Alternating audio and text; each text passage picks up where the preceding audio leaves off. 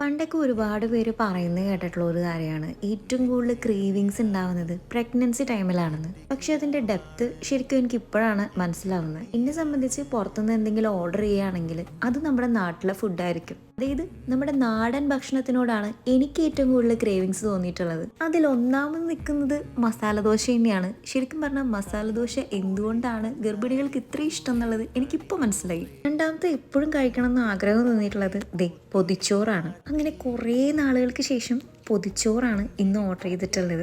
അപ്പോൾ ഇത് നമ്മുടെ നാടൻ കുത്തരി ചോറും മുട്ട പൊരിച്ചതും ഉപ്പേരിയും ബീഫ് ഫ്രൈയും കേബേജ് തോരനും സാമ്പാറും എല്ലാ ഐറ്റംസും ഉണ്ട്.